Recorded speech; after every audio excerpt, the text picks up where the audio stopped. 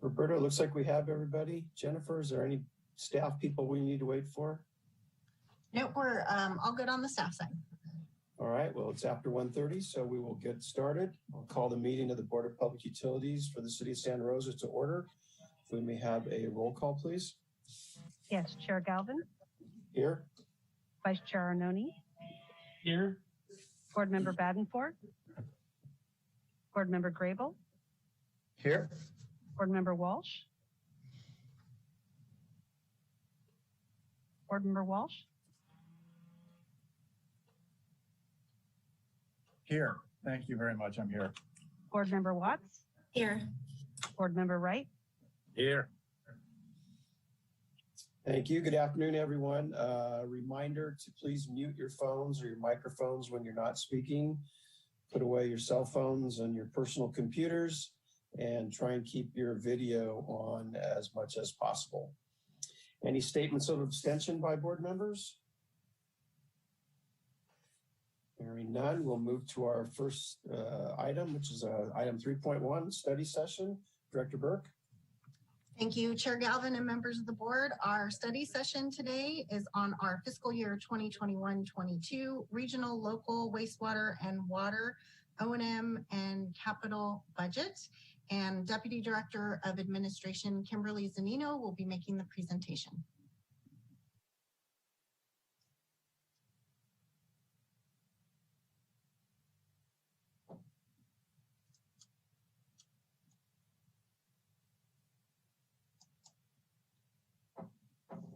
I don't see the presentation up yet. There it goes.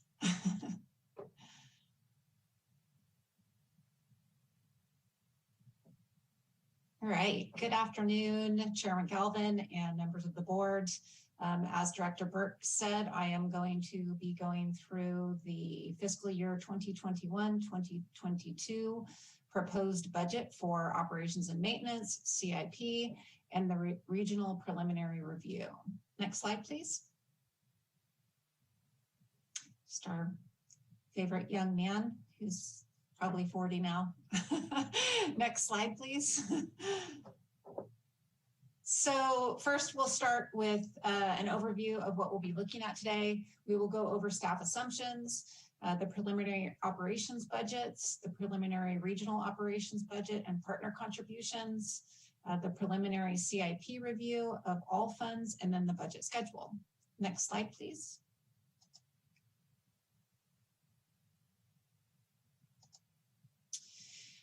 So first of all, due to the dry conditions and the possibility of requesting or requiring restrictions in water use this year, we are projecting a decrease in water use by 10%.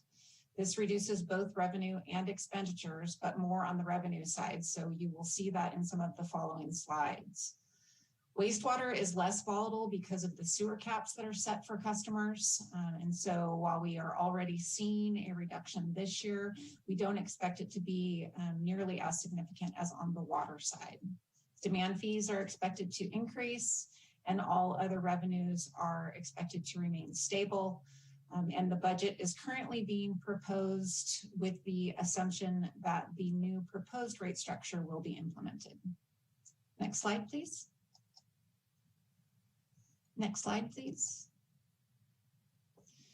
As you can see, there are some changes, some increases and some decreases in the various funds, but overall, we are just relatively flat through the entire funds, all funds put together. Next slide, please. Each year, we provide you with some of the line items with any significant changes. So as you can see here, salaries and benefits, you are seeing some shifts from the the salaries typically are decreasing due to having newer employees come on, so they start at a lower tier. What also happens though, typically when we have a newer workforce is that they have possibly more family members to cover. And so we see the benefits side go up, but we see the salary side decrease. Water billing continues to reduce as AMI is fully implemented, and some of those positions are removed through attrition. You will see that utilities, vehicle expenses, and insurance are all increasing, all of those being outside of the control of our budget managers. Next slide, please. This is a detailed look at the various categories in the operations and maintenance budget on the water side. There are not a lot of significant changes except for the vehicle expenses and the insurance being up, as I mentioned previously. Utilities are up, and that is due on the water side to some additional pumping and the installation of some climate control at our wells. You will also see here, though, that on the internal and external overhead, there is an increase there. However, I want to point out that that increase comes in the water fund and the wastewater fund. You'll also see an increase, but then you will see a decrease in the sub-regional side. And this simply has to do with the fact that we are redistributing some of that overhead between the three funds, that there is not actually an increase overall. Next slide, please. This is the same slide showing the same detail on the wastewater side. You can see all changes here are basically the same on the wastewater side that they are on the water side. Next slide, please. We like to show you every year the budgets for each of the funds in a graphic view. And so this is just a pie chart showing you where the expenditures will be going by category. This is the water fund. And then next slide, please, is the wastewater fund.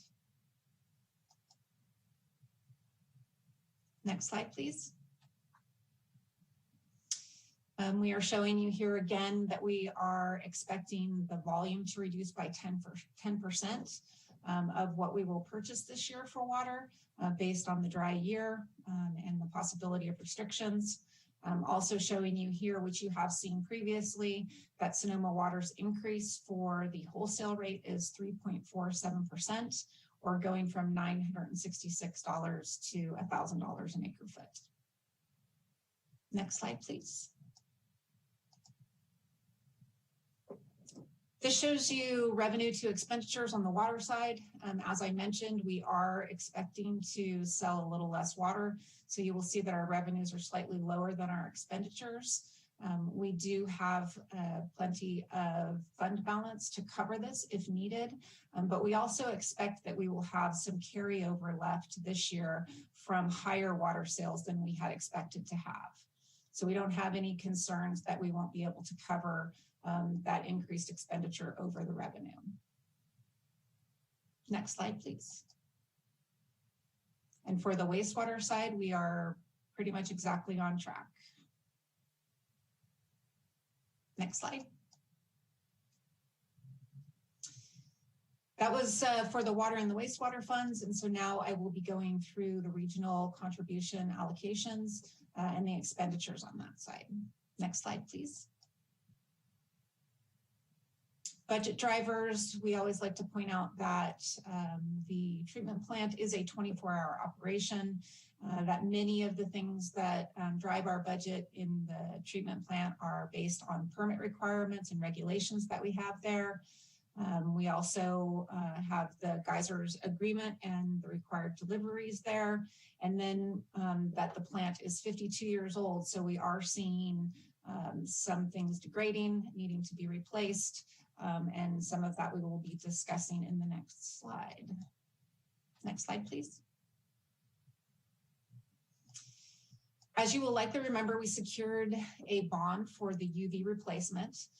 We did this at the end of last year. While we incurred additional debt, we are seeing that, and we are seeing an increase in debt of $2 million. This is definitely lower than we had estimated. We had estimated that we would see a $3 million increase in debt service. But because the bond was extremely successful, we had very good rates because of the current situation and the current bond market. And we also had a refunding that occurred that also saved us some debt service as well. So while we are seeing an increase, it's not what we expected. So that's very good news. On the professional services line item, you are going to see an increase. We just wanted to point out that that increase is coming from the agreement that we have with LizTech. LizTech is the agreement that we put into place so that we could decommission the biosolids facility. And while we are seeing an increase right now in the O&M budget, this agreement does end up saving us money over the life of the agreement of about $8.7 million. And it will definitely be saving us money in capital costs as that facility was beginning to degrade and was going to need millions of dollars in repairs. Also, you will see an increase on the O&M projects on that line item. That is increasing due to a couple of factors. The combination of the aging UV system and the new compliance issues are requiring us to do more maintenance on that system this year. And we can't meet our regulatory requirements without the additional maintenance. And so you're going to see an increase there that will be corrected, however, over the next couple of years after we actually do the replacement of the UV system.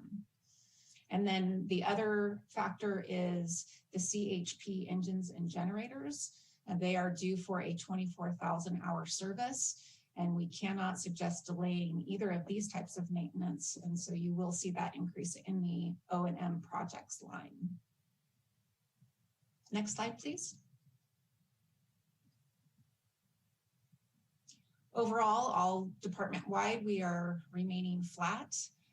As I previously mentioned, though, you will see the regional O&M up slightly, which is about 1.6%, increasing due to those O&M projects and the professional services increasing. Debt service will be increasing based on that UV bond that we secured, or the bond for the UV system that we secured, by about 9%. Next slide, please. Here's that same detailed look at the regional operations. As mentioned a couple of times now already, the operations and maintenance projects are up, and so is the professional services. But you will see, as I had mentioned previously, that that overhead is decreasing in this fund. Next slide, please. This is just the graphic picture of the regional fund. This also includes the miscellaneous revenues that are reduced from the operations and maintenance portion of the budget before it is allocated to the partners, as well as a slight increase for the O&M reserve. We are, by policy, we keep a 15% reserve for operations and maintenance. And because of that slight increase in operations and maintenance, there's also a slight increase in the reserve. Next slide, please. This slide represents the total amount of operations and maintenance and CIP expenditures to be allocated to the partners. Debt service is not included on this slide. This shows you up in the top right corner the total operations and maintenance budget that is proposed. And then also the increase of that $31,000 to bring the operations and maintenance reserve to 15%. On the bottom right, you will see the total of those, and then we subtract from that the miscellaneous revenues that are collected and come directly into the sub-regional fund. These are revenues that are collected for services that we provide to Windsor, recycled water revenue, tipping and dumping fees, and other various miscellaneous fees collected for service in the sub-regional system. Next slide, please.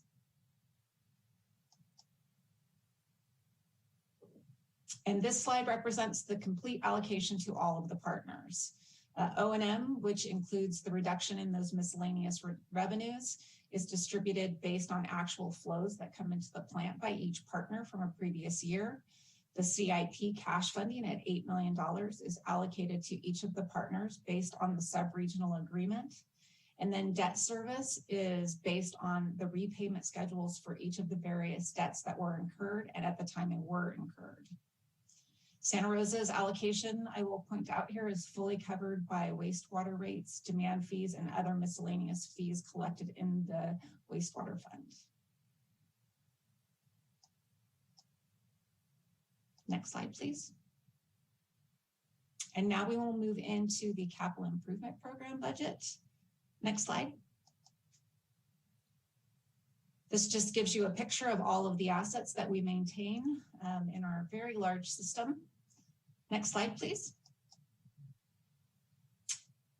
And then funding. So CIP funding this year is set at $13,790,000 for water, $12,730 sorry, for wastewater, and $8 million for regional.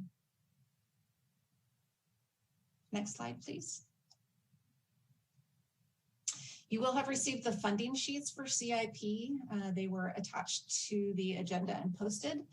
There are 3 separate sheets for you to review. There is a water sheet, a wastewater CIP, and a sub-regional CIP.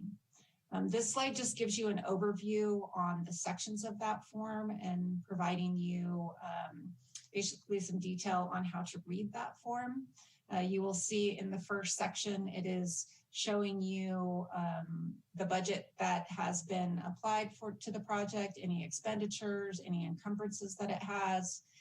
In the next section of the sheets, you will see what the 5-year CIP funding plan is specifically for each of those projects.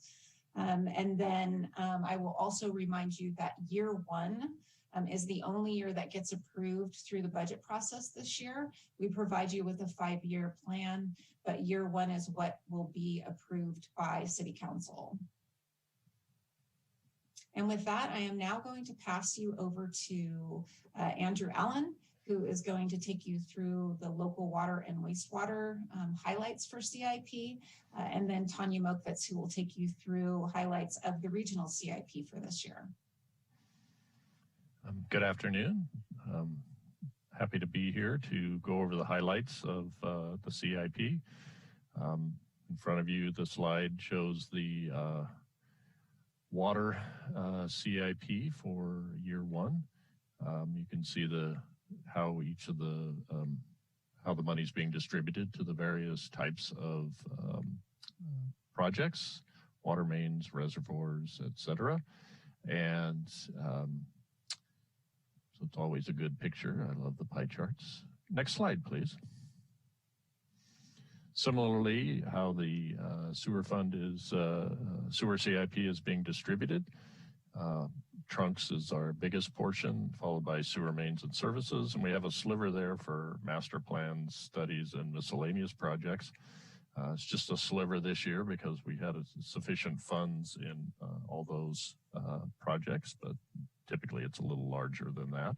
But this year it's a very small portion. Next slide, please.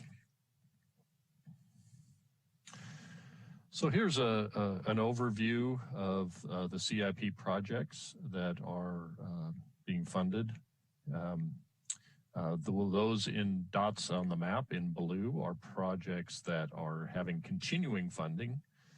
So they were partially funded and or needed additional funding to get them through design and into construction. We are, in reality, we are only funding 2 new projects. Those are associated with those 2 red dots. And you can see they're distributed fairly far around town, all the different projects. The new projects, as shown on the right, is one of PID 188, which is a neighborhood sewer and water project. And then the other new project, PID 2115, is a rehabilitation of a sewer trunk. We certainly are continuing projects, a lot of sewer trunk projects, realignments, and predominantly lining. And we certainly are continuing with neighborhood projects along with reservoirs, pump station upgrades. So we are, that's where the remainder of those this year's funds are going, along with those 2 new projects. Next slide, please. So I indicated there were 2 projects with initial funding this year. The first one, PID 188, is in the Sherwood Forest neighborhood.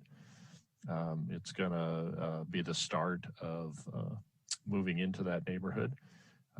Sherwood Drive is kind of a backbone that needs to go in first. And certainly we are replacing 6-inch and 8-inch AC and concrete pipe with 8-inch PVC. And then also 4-inch and 6-inch AC and cast iron water mains with 8-inch PVC. So going in with our new materials, putting in the backbone of this neighborhood, and there'll be future projects in this neighborhood as well. Next slide, please. The other new project is Robles Lining Phase 2. We don't show it on there, but a little south and then headed west is Robles Lining Phase 1, which is in design and should be moving into construction soon. So now we are starting on the next phase. This is an additional 2,700 linear feet of 45-inch sewer trunk, which we will be lining. And as I said before, Phase 1 was PID 2114. And currently moving forward. I'm going to show you 2 additional projects. Next slide, please. Kind of highlighting a couple of the projects that are getting continuing funding. One is an additional neighborhood project, East Haven Foothill Drive Sewer and Water Improvements, Phase 6. So we've been moving through this neighborhood over the last several years.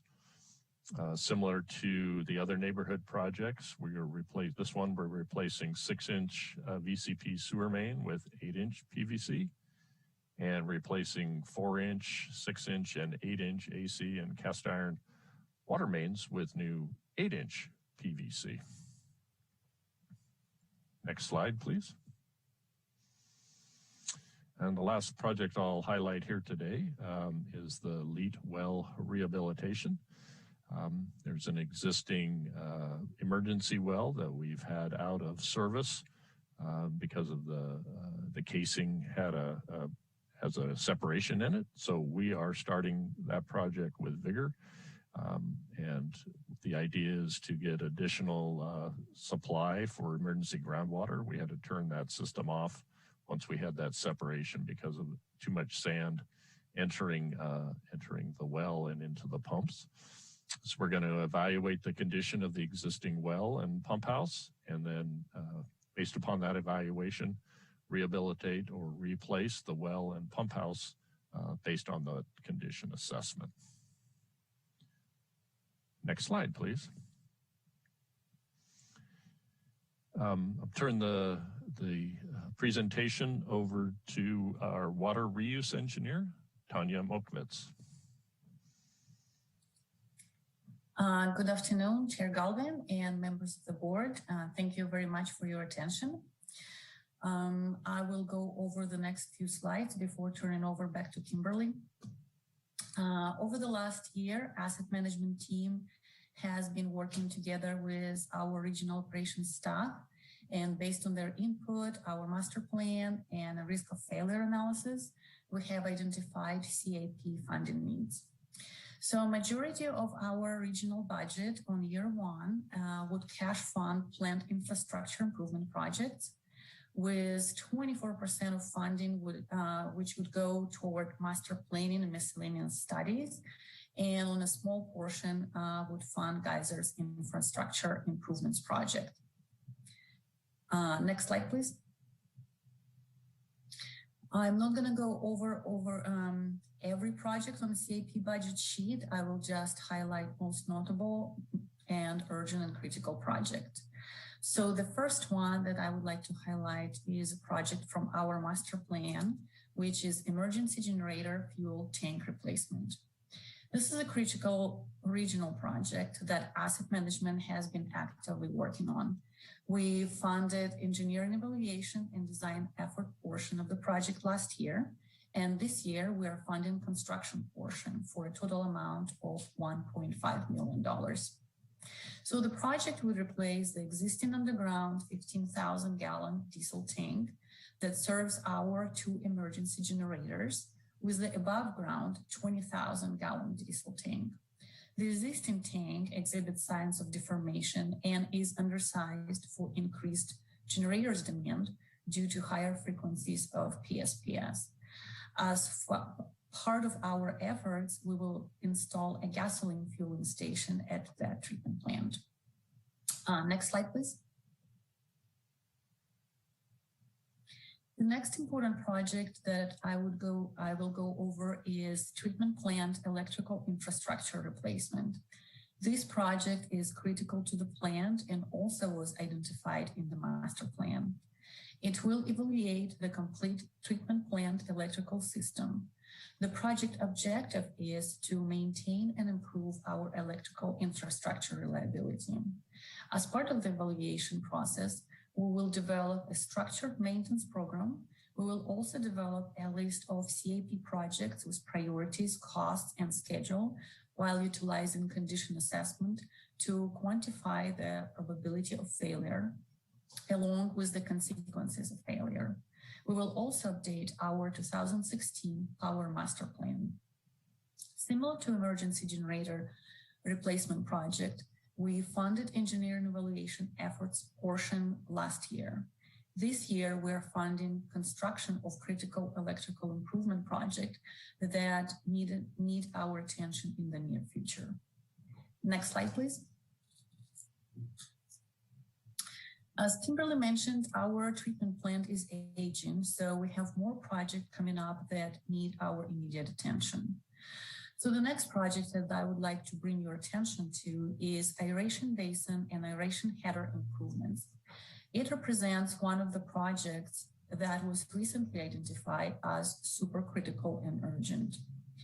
Our treatment plant staff discovered that low pressure air duct that conveys processed air between the blower building and aeration basin is leaking. The existing pipe was installed in 1994 and is about 15 feet deep. The blue dashed line on the left picture shows approximate location of the underground pipe between the blower building and aeration basin. The pipe is in danger of collapsing due to poor structural integrity and heavy soil loads.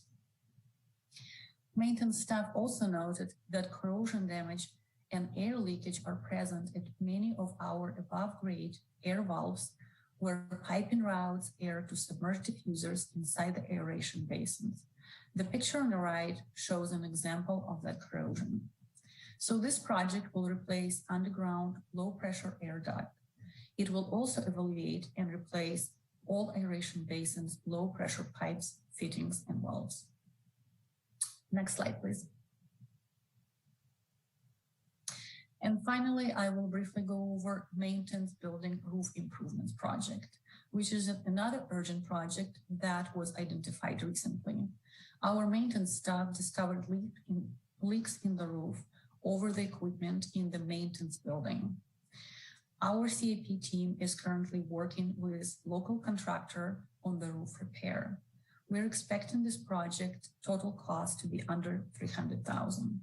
The temporary repair will extend the roof life for at least another 5 years. which would give us time to fund, design, and construct permanent roof replacement for the maintenance building. Next slide, please. So this concludes my portion of the presentation, but before I turn it back over to Kimberly, our team would be happy to address any questions or concerns that you might have. Thank you. Thank you. Any board member questions or comments?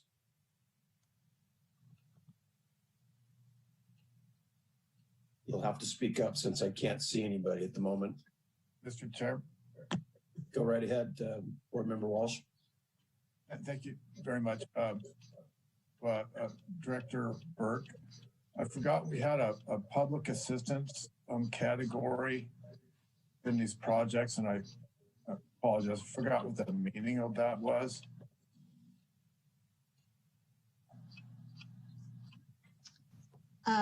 Thank you, Board Member Walsh. So I'm not entirely sure what you're referring to, a public assistance category in the projects. On the CIP. Are you talking about our H2O program, or are you talking about a specific project? It'll be on the CH, it's on Water Department, CIP, where we look category PA project total 3 point. You're talking about our FEMA projects. Okay. If that's what that means. Well, on the sheet, it says Systems Project Row 18, that's the title. So that means the FEMA. Yes, so those are our the projects related to the Tubbs fire, and that are we're working with FEMA to get those projects rebuilt. Thank you, and thank you very much. I wanted to be in a subcommittee meeting as well, so I appreciate it. And then one more question on that, if you don't mind. On the fire recovery, is some of the fire recovery money coming in to replace capital assets for the public utilities? So I actually, I'm going to ask Deputy Director Zanino. She can talk to you directly about where we are in terms of the FEMA process and the projects and the amount of funds that we have requested to date and what is still outstanding. Okay, and we don't have to get in a great detail. I'm wondering as far as the net asset lost and replacement cost. How are we dealing with that from a policy level?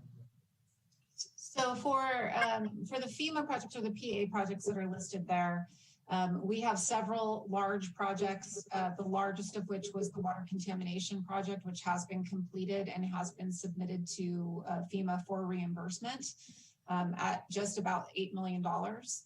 We also have a couple of lift stations that are in the process of moving towards construction. When those are complete, we will be also submitting those for reimbursement to FEMA. And then in addition to those projects that are directly related to recovery, we also have a couple of projects that are in the works that are being provided grant funding for, which comes from the federal government, which is for us to become more resilient for future disasters that may occur. So there are several projects that are still in the works. Most of the recovery projects should be completed within this next construction cycle. The only one that probably will hang on for a while will be the meter replacement project, and that is only because we can't finish completing the reset of meters until the rebuild is completed by the actual citizens who live in those areas. And in terms of the policy, I think I understand what you were asking. So we fully funded those projects, and any reimbursement that we get from FEMA, we would use to reinvest in our CIP program. Well, thank you. And as far as the settlement with PG, is there any demand portion of that that's for utilities? And if so, would some of those funds be allocated to utilities?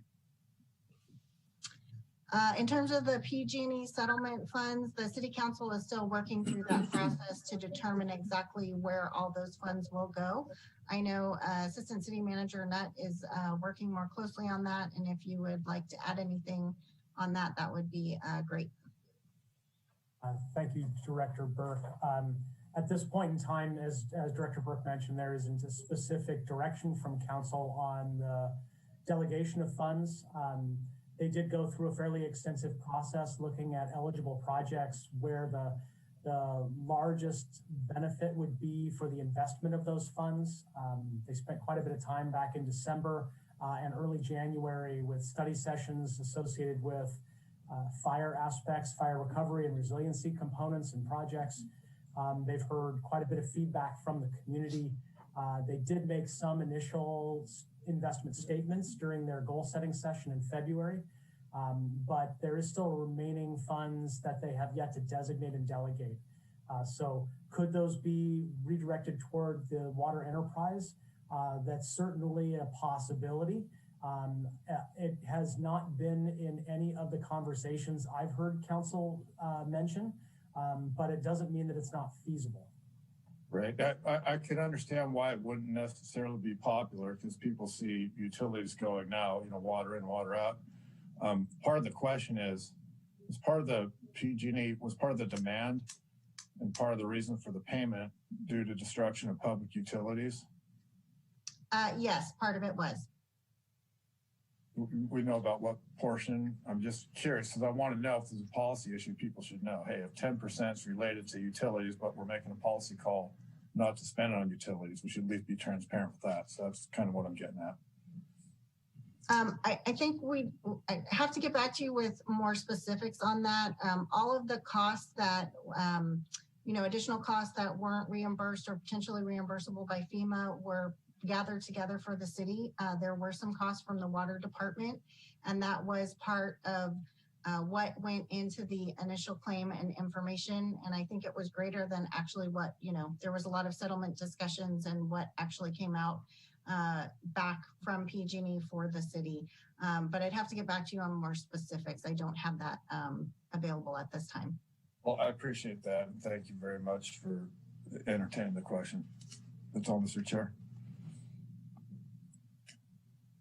Thank you. Any other questions or comments from the board? If not, we'll move forward then. Who's next? Next slide. Back to me. Thank you. So we are just showing you the schedule for the budget that will be moving forward. I will let you know that we have met with our regional partners 3 times already. Last time was this morning with them bringing a recommendation forward for the proposed allocations. The BPU budget subcommittee we met with on March 8th and March 22nd. On the 1st today, we are here with you doing the study session. And then on April 15th, we will be back with you to request a recommendation to City Council. City Council will then be meeting to look at the regional preliminary budget as we need to notify our partners at the beginning of May of what their allocations will be. And so the City Council looks at this early in the budget season. And then May 11th and 12th will be the City Council budget study sessions. And then they will consider adoption of the budget on June 22nd. Next slide, please. That concludes the presentation. I am here, or any of the other presenters are here, or Director Burke, to answer any questions that you may have regarding the presentation and the proposed budget that is before you. Great. Thank you very much, Deputy Director Zanino. That was a very thorough presentation. I know the budget subcommittee has done a lot of work, and I want to thank them for it. Any board member questions or comments at this point?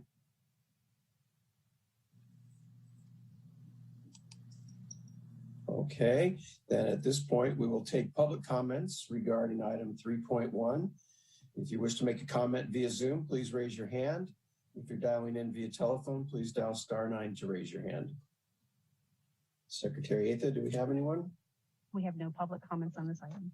All right, well, thank you all to the staff for the presentation, and we'll look forward to seeing this come back before us for recommendation to the City Council in the next couple of weeks. So we'll now move to item 4.1, which is the approval of the minutes. We'll take public comments on those minutes from March 18th. If you wish to make a comment via Zoom, please raise your hand. If you're dialing in via telephone, please dial *9 to raise your hand. Secretary Atha? We have no public comments. All right, thank you. We'll move now to our staff briefings. 5.1 on the regional Water Reuse Operations overview. Director Burke. Thank you, Chair Galvin and members of the board. And this is the continuation of our staff briefings to provide a highlight of what each of our divisions do. And so this is the Regional Water Reuse Division or Regional Water Operations Division. And Deputy Director of Regional Water Reuse Operations, Emma Walton, will be making the presentation. Thank you, Director Burke.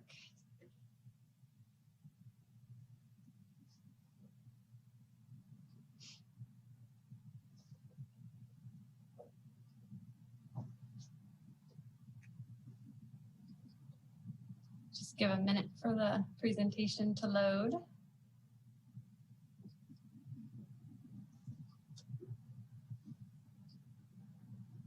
All right, there we go. So good afternoon, Chair Galvin and members of the board. I truly appreciate the opportunity to share a bit about our operation with you today. Next slide, please. Regional operations is made up of over 70 highly skilled employees who are responsible for operating and maintaining the Laguna Wastewater Treatment Plant, as well as the distribution and beneficial reuse of recycled water and biosolids that get produced through the treatment of wastewater. We are made up of 5 teams. Each team is dedicated to a specific part of the whole operation. We have wastewater treatment, mechanical services, water reclamation, geysers operations, and biosolids reuse. In today's presentation, I'm just going to talk a little bit about each of these teams and what they do. Next slide, please. So we'll start with wastewater treatment. Wastewater treatment is the group that operate the Laguna Treatment Plant. We have a team of 24 operators that are on the job day in and day out, night and day, 7 days a week, to treat the constant flow of wastewater that comes to the plant. Our plant produces, on average, about 7 billion gallons per year, and all of the water that comes to the plant gets treated to the same high standard of disinfected tertiary. This basically means that we are able to reuse our water for a very broad range of purposes. Next slide, please.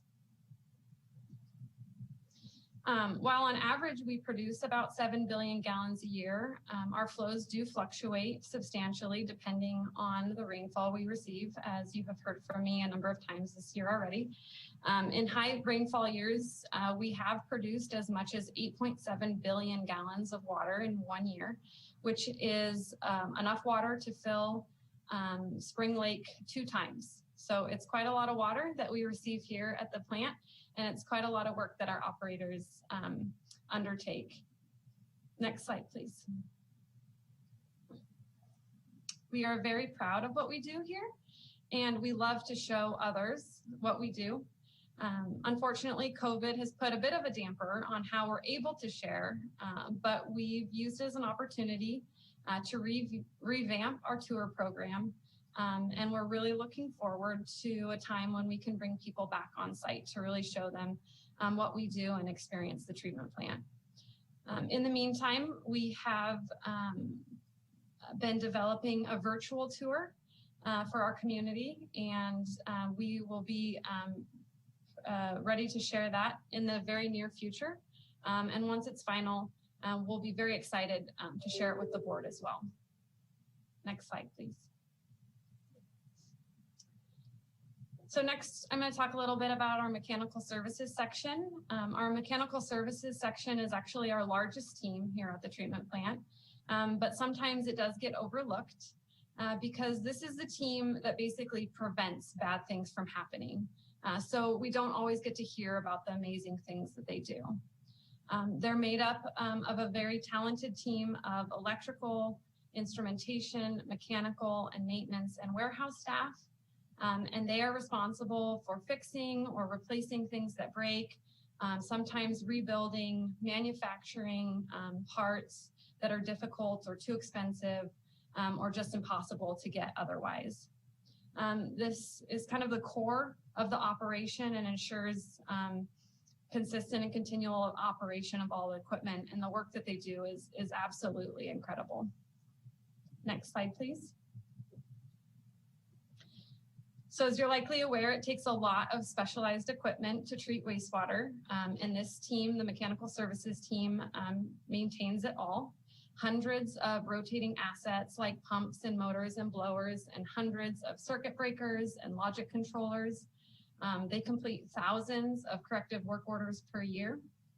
This photo here shows two of our mechanical services employees completing maintenance work on our waste gas burner, which is actually due for replacement in the next year or so.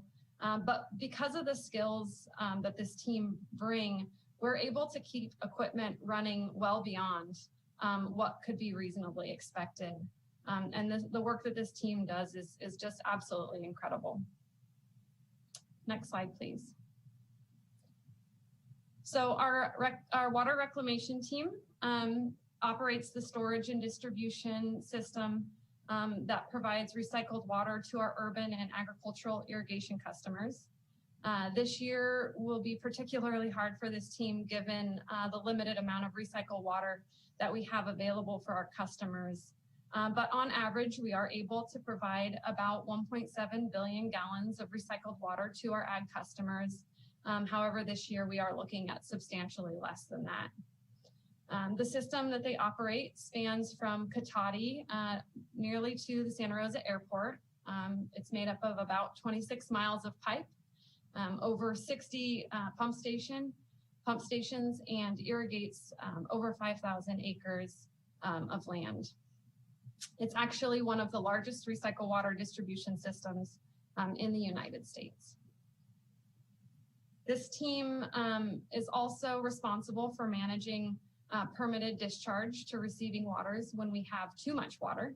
And this photo here shows two of our reclamation system operators being escorted by the fire department's quick water rescue team during the February 19 flood to access infrastructure for an emergency discharge.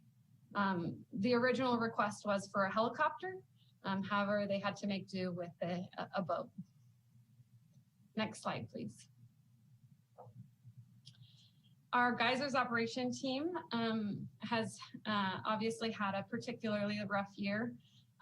It's typically comprised of about 8 employees, but right now we're down about 3 employees, which is actually a very large hit for a small team. But our staff have really rallied around this team to provide additional support. And I'm just so impressed and thankful at the resiliency and dedication of this staff. They just do an amazing job. They provide 24/7 response to a system that operates 24/7 and delivers on average about 4.2 billion gallons of water to the geysers steam field each year. The geysers pipeline, as you know, provides the majority of our reuse capacity. It was a $225 million project that spans 41 miles, gains 3,000 feet in elevation, and is just extremely important part of our operation. Next slide, please. So that brings us to our Biosolids Reuse team. This team used to be much larger, but with the closure of the compost facility is now made up of 3 employees. The work that they do is very important in managing the beneficial reuse of the 31,000 tons of biosolids that are produced at the plant each year. Our largest reuse occurs through land application on 8 properties in South County and our 3 city-owned farms here in North County. We recently entered into an agreement with Liz Tech to accept what was previously processed at our biosolids compost facility during wet weather when we can't land apply. The team also maintains a contract with and ability to dispose at the landfill as a backup. But the intent of the program really is to maximize the beneficial reuse of this nutrient-rich product. 2 days from now, on April 3rd, will mark 1 year since we last operated our compost facility. After 24 years of operation and nearly 200,000 wet tons of biosolids composted, The last year has been a unique transition for this team, but they have a lot to be proud of, and they're just a great team to work with. Next slide, please. And with that, I would just like to say thank you for your time today. And most importantly, thank you to this amazing team that just does great work. And I'm so proud to be a part of. Great, thank you very much, Deputy Director Walton. Board member questions or comments? Well, we know what great work goes on out at the treatment plant, and you do have an outstanding staff and continued good work out there. Anyone else? No? Okay. Thank you for your time today. I'm sorry? I was just saying thank you for your time today, but I forgot you have to ask for public comment. That's okay, no problem. So we'll now take public comments on item 5.1. If you wish to make a comment via Zoom, please raise your hand. If you're dialing in via telephone, please dial *9 to raise your hand. Secretary Atha, do we have anyone? We have no public comments. Very good, thank you. We'll now move to item 5.2, which is water and recycled water supply update. Director Burke. Thank you, Chair Galvin and members of the board. Your second staff briefing, as was mentioned, is our update on our water supplies. I do just want to acknowledge that as everyone's aware, it's been very dry, and this is continuing to take a lot of time and effort, and we'll be continuing to update the board as we go through this continued dry year and move into the summer. Today's presentation will be conducted by Deputy Director Water Resources Peter Martin and Deputy Director Regional Water Reuse Operations Emma Walton.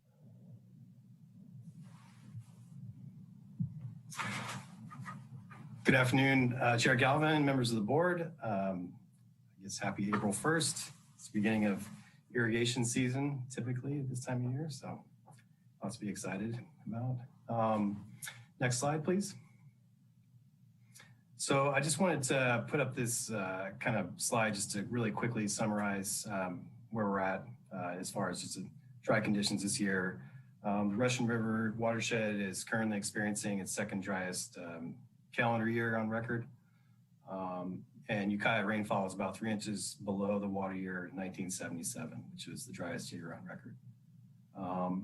And also reservoir capacities at this time are lower than they were during the last drought, which began kind of around 2013, 2014 water year. That being said, right now, we're continuing to urge customers to continue to use water wisely as we always do. We've been really putting the word out throughout the winter this year, just acknowledging that it's very dry. We're asking customers to fix leaks in homes and businesses and take advantage of our water use efficiency programs. And then also, of course, prepare the irrigation systems as we move out of the wet season. I do want to note that I just got the numbers about 15 minutes ago. There has been a nearly fourfold increase in call volume for our water use efficiency team in this past month. So obviously the public is starting to pay attention and become aware of the messaging and outreach that's been out there. Next slide, please. So this is sort of our water year rainfall totals to date. We're continuing to trend very far below normal for this time of year based on 30-year averages, both in our watershed and here in Santa Rosa. Not much has changed there. Continue to fall below sort of, we're on the very low end of our spectrum of our record keeping. Next slide. So you may have seen the article in the Press Democrat yesterday discussing the low storage levels in Sonoma Water storage reservoirs. Even with active storage management measures related to the temporary emergency change order that was issued in February, Lake Mendocino is now at its lowest level ever for this time of year. They have been able to recover some storage as a result of the reduced flows from the temporary emergency change order, but it's still continuing to trend very low. Next slide.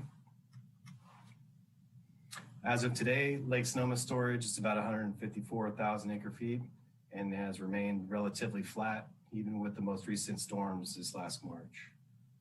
Releases for Lake Sonoma are consistent with their regular requirements under Water Board Decision 1610 for their water rights. So Just a reminder, the upper watershed is subject to the temporary change order. Dry Creek and the lower Russian River are continuing to operate under their regular conditions.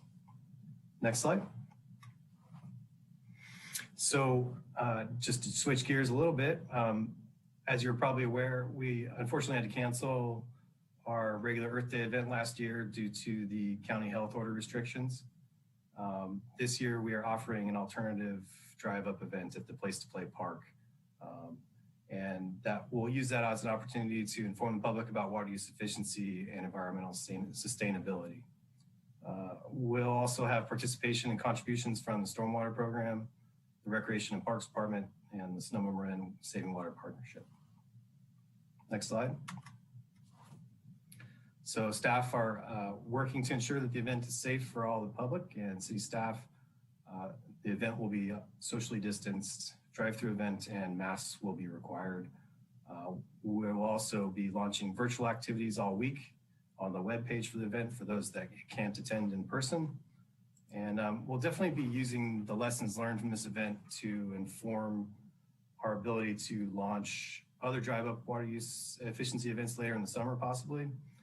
Staff have kind of already been discussing the possibility of hosting events in other parts of town, including Roseland and East Santa Rosa.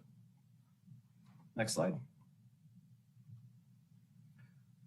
So at the event, folks can pick up a free kids eco exploration guide, which includes eco-friendly activities like coloring books and reusable items. They'll have a home survey kit for the Water Smart toolkit that we've been sort of pushing out to customers upon their request, which includes a flow bag, toilet dye tabs, and more. And then, of course, I mentioned earlier, we'll have participation from other city departments, divisions, and Sonoma Marin Saving Water Partnership. There's going to be more information, actually, excuse me, this information is already online at www.srcity.org Earth Day. Next slide. So this event, as I mentioned, is already being advertised and will take place from 11 to 2 on Earth Day. Obviously, more information can be found at the webpage below. That concludes my portion of this presentation. I'll hand it over to Deputy Director Walton with the Recycle Water update.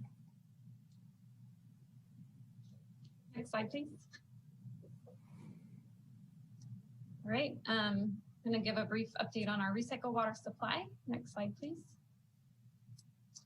So our recycle water production, our March production did come in higher than what we produced last year. However, as you can see, this is the only month that we produced more than what we produced last year. And we are just desperately below average and have just very little production and very little water as we move into the irrigation season. Next slide, please. Our recycle water storage is on the upward trend. However, we are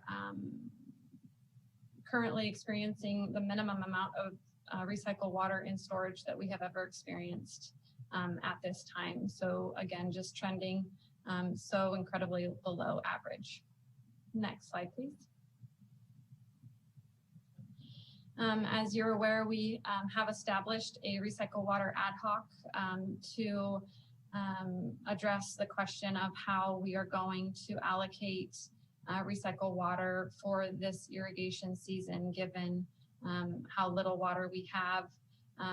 Through work on that committee, we have come with some recommendations, and we'll be getting that information out to our customers as soon as possible.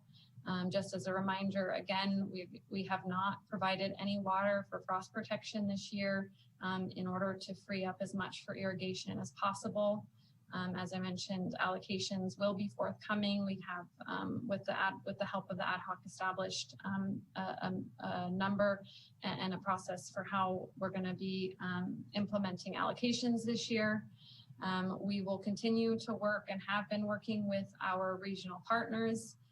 We accepted 20 million gallons from Sonoma Water to help provide more for our irrigators. We welcome any more that they may have available, but they are in a very similar circumstance as we are and just have very little water. Also, as a reminder, Windsor is helping offset some of what we deliver to the geysers so that we can provide that water to our irrigators instead. We will continue to have ongoing communications with our customers and regular meetings with them and field communications and phone calls and emails and try to keep in contact any way we can to make sure that people are getting information that they need to plan accordingly. And I think that's all I had. So next slide, please. But I'd be happy to answer any questions. Thank you, both Deputy Director Martin and Deputy Director Walton. Board member questions or comments regarding our water and recycled water supply update? Board member Wright. Unmute yourself, please. Thank you. Deputy Director Martin, is there any discussion of having a temporary urgency change petition for Dry Creek? So there has not been anything at this time, but there will be a update at the WAC meeting on Monday on the water supply conditions from Sonoma Water. I'm expecting we'll hear more perhaps about their forecasting and plans for the future. Thank you. Thank you. Other board member questions or comments? All right. Unfortunately, it's a dismal report, but hopefully we can get some rain next week and maybe make a dent in things. But thanks for continuing to keep the board apprised of what's going on with our recycled water situation. We'll now take public comments on item 5.2. If you wish to make a comment via Zoom, please raise your hand. If you're dialing in via telephone, please dial *9 to raise your hand. Secretary Atha? We have no public comments. Thank you. That'll take care of item 5.2. We have no consent items. We have no report items. Item 8 is public comments on non-agenda items. So we'll now take public comments on item 8. If you wish to make a comment via Zoom, please raise your hand. If you're dialing in via telephone, dial *9. Do we have anyone? We have no hands raised. Thank you. All right, we have no referrals. We have no written communications. We'll move to item number 11, which is subcommittee reports. And I believe that Board Member Watts, do you have a report from the Budget Subcommittee? Hi, yes, thank you. So you saw a lot about the presentation earlier today, but we met as a subcommittee on March 22nd. Staff presented the full proposed 2021-2022 budget, similar to what you saw today. So we had operations and maintenance, capital improvement budgets for water and wastewater, as well as the regional fund operations and maintenance, capital improvement, debt service budgets, and how the budget is allocated to each of the sub-regional partners. As a subcommittee, we did unanimously recommend the budgets for all 3 funds and the partner allocation to the full board. So as I believe Chair Galvin mentioned earlier, we will see this in front of the full BPU in a few weeks. And that's my report, if you have any questions. Thank you. Any questions for Board Member Watts or the Budget Subcommittee? As always, a yeoman's job, getting through the budget and getting it to us in a form that we can digest and understand. So thank you. I'll give a brief report with regards to the Recycled Water Ad Hoc Committee. As was mentioned by Deputy Director Walton, we've met twice in March to explore options and finalize the approach to how we're going to allot for 2021 to our ag users. As we continue to experience extremely dry conditions trending behind the single driest year on record, the amount of recycled water available to agricultural irrigators this year will be severely impacted. Staff is anticipating that they will only be able to provide about 600 million gallons of recycled water for ag use, which is about 40% of what we've typically done in average years. Based on staff's recommendation and the committee's direction, allocations will be evenly divided amongst our customers based upon a 3-year average of historical use. We'll be using years 2017, 18, and 19 as the representative years. So staff will be sharing detailed information with the ag community as soon as possible, and we'll continue to keep customers informed as we move through a very difficult irrigation system. And I'm assuming that the Ag Subcommittee or Water Ad Hoc will be meeting again probably in the next few weeks, and we'll have more information to provide to the full board. So any board member questions or comments regarding either of the subcommittee reports? Okay, if not, we will take public comments on item number 11. If you wish to make a comment via Zoom, please raise your hand. If you're dialing in via telephone, please dial *9 to raise your hand. Do we have anything, Board or Secretary Atha? We have no public comments. That'll take care of our subcommittee reports. Any board member reports? See no one. We'll move then to the director's report, item number 13, Director Burke. Thank you, Chair Galvin and members of the board. I had a couple things to update the board on. First, earlier this week, you should have received a copy of our Prop 218 notice regarding our proposed water and wastewater rates for the next 4 years. As the board may recall, we will present this rate recommendation to the City Council at a public hearing on Tuesday, May 25th, 2021. In addition to the hard copy of the Prop 218 notice, we have also created a number of infographics as educational resources to try and make the proposed rate increase as simple to understand as possible. Included in these infographics is a water system map to really help our community understand the complexity of our water system, as well as a breakdown of the average water customer bill. We are putting this information out through our social media channels.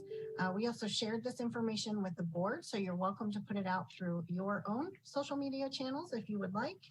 And the notice, as well as additional information about our proposed rates, are available online at our dedicated website, which is srcity.org/waterrates2021.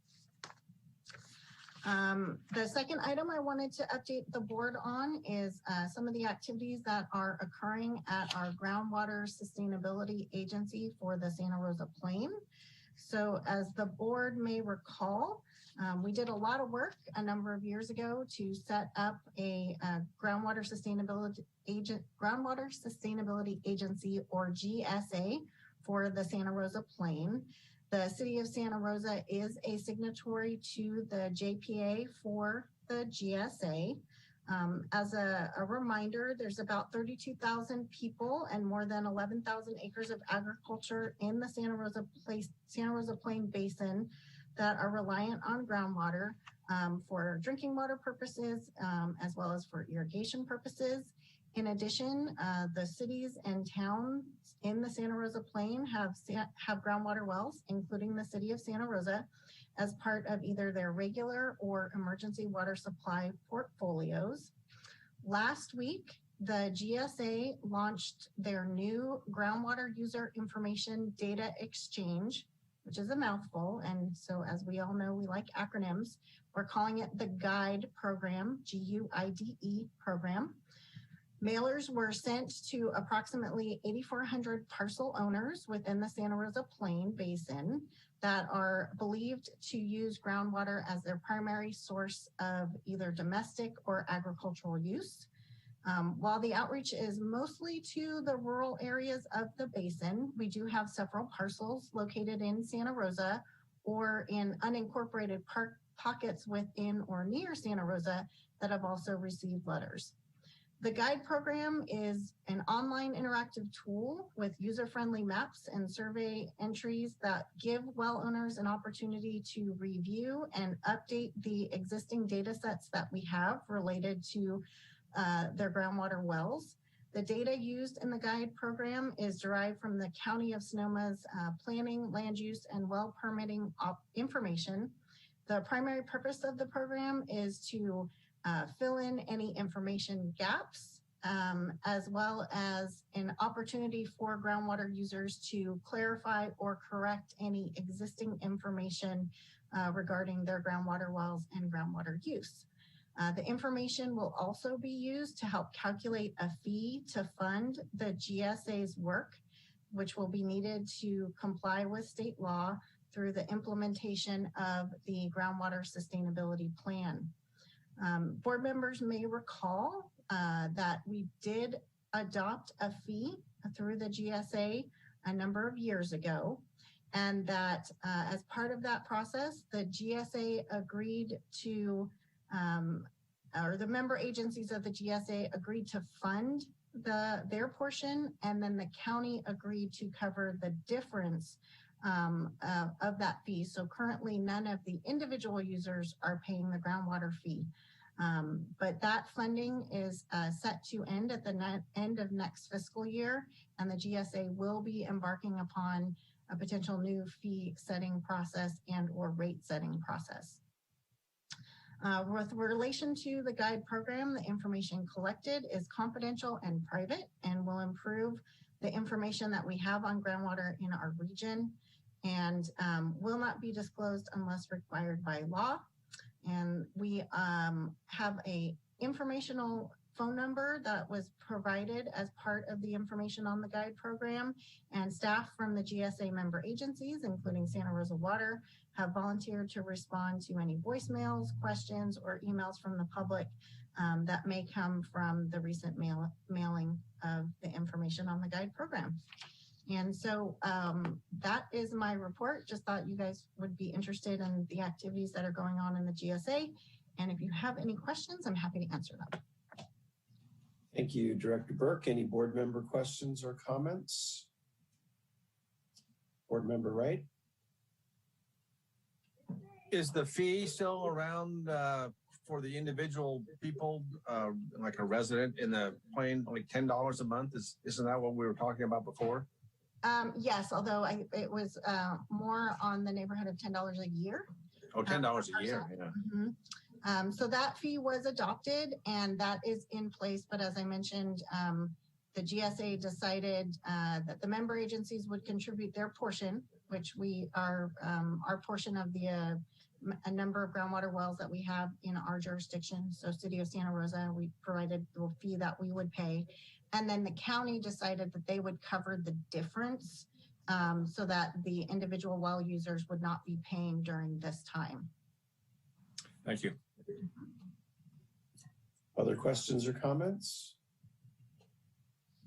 Okay, we're now taking public comments on item 13. If you wish to make a comment via Zoom, please raise your hand. If you're dialing in via telephone, please dial *9 to raise your hand. Secretary Etha? We have no public comments. Very good. I think that concludes our meeting, so we'll be adjourned. I wish you all a happy Easter, and let's pray for some rain next week. Let's not make April be a dry month, and we'll see you all on the 15th.